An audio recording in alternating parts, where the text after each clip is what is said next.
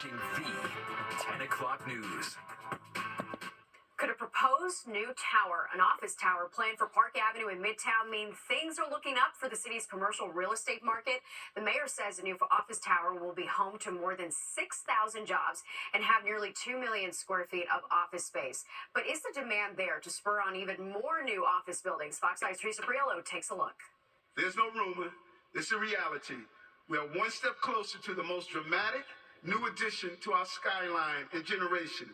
New York City's skyline is getting a 62-story facelift. The new kid on the block, 350 Park Ave, boasting 1.8 million square feet of office space, the vast majority of which will be reserved for Citadel Securities. Developed by Vornado, Ken Griffith, and Rudin, the project would infuse $35.8 million into the city's East Midtown Public Realm Fund. The hope is this building will be a beacon on a hill, calling New Yorkers back to the office. It's the greatest city on the globe. And your investment here tells us that you believe it. The plan, touted by the mayor, was not well received by protesters attempting to interrupt his address Tuesday. But it does beg the question, why does the city need another fancy office building when it's constantly telling us so many buildings are half empty? As it stands, the city has 100 million square feet of vacant office space. In older buildings, you cannot, no matter how much money you put in to renovate them, you can't make them competitive with new construction office. You can't change ceiling heights. You can't take columns out. Those are the things that make the older buildings less competitive with new construction. New construction is doing extraordinarily well. The key, NACL believes, is figuring out how to repurpose those older buildings to solve a lot of our housing challenges at every income level. This move also signifies, he says, a big bet on New York's workforce and long-term viability. This is a very tangible bet that Citadel is making on the future of the city. The project is supposed to enter the public review phase next year, and if all goes according to plan, it'll be completed in 2032. But first, this building needs to come down. In Midtown, Teresa Priolo, Fox 5 News. Well, a passionate rally on the Upper West Side today to try and stop the city from moving a middle school that specializes in autism. West Prep Academy has been at PS 145 for the last 13 years, and now the DOE plans to move the students into the former home of the Ascension School on 108th Street, which parents say is like a dungeon. They're worried about their children's safety and academic well-being, and they're trying to stop the move by attending meetings and starting a petition. The students are also speaking out. We didn't get the option to choose if we wanted to move or not. When we had to get relocated, we felt it was unfair due to us already having a small space and they having most of the school. We reached out to the DOE and have not heard back.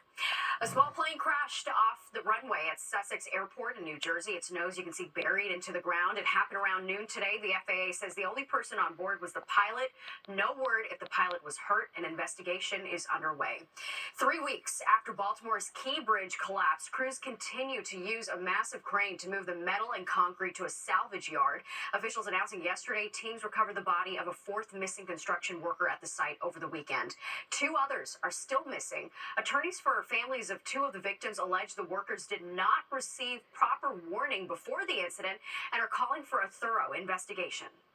What does justice look like? We don't know the answer, because what is the value of 6 lives that have been destroyed? There's no measure, there's no price you can put on it.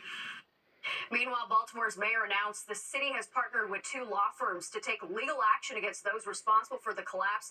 It comes after the ship's owner and operator filed court documents asking for any liability to be capped at $43 million.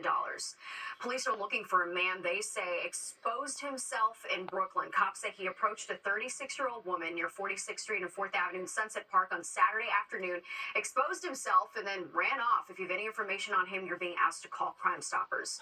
The Long Island man arrested for sprawling a series of anti-Semitic graffiti messages had his day in court today. His arraignment coming on the same day the ADL released a disturbing report on a rise in anti-Semitic incidents across New York State. Fox 5's Jessica Formoso has more from East Meadow, Long Island.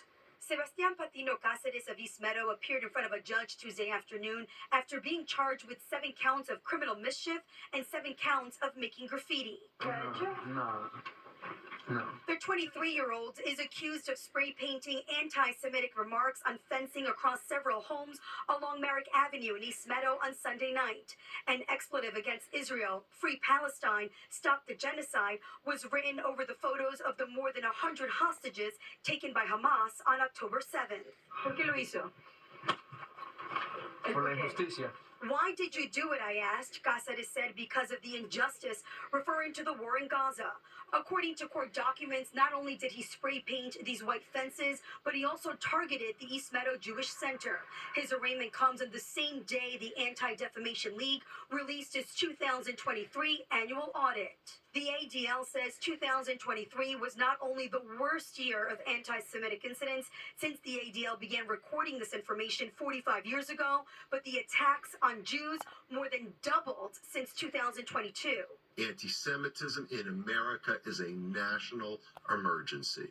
There were 8,873 verified anti-Jewish incidents reported across the country last year. The report highlights the attacks and assaults on the Jewish community on the streets of New York and other states to college campuses across the nation. On average, more than 24 acts of hate crimes are being committed each day. Nearly a 900% surge in a decade. According to the ADL, there were more than 1,000 bomb threats terrorizing synagogues and other Jewish institutions. And back here on Long Island, Cáceres was released with an electronic monitor. He is due back in court on April 23rd. In East Meadow, I'm Jessica Formoso, Fox 5 News. Renewed calls tonight for ferry service in one part of the Bronx. I work in Midtown. It takes me an hour and a half on a good day to get from here to my office. And if we had a ferry, that time could be cut in half. Why congestion pricing is behind it. And the Papaya King dethroned. What's next for the former hot dog palace that once reigned supreme on the Upper East Side?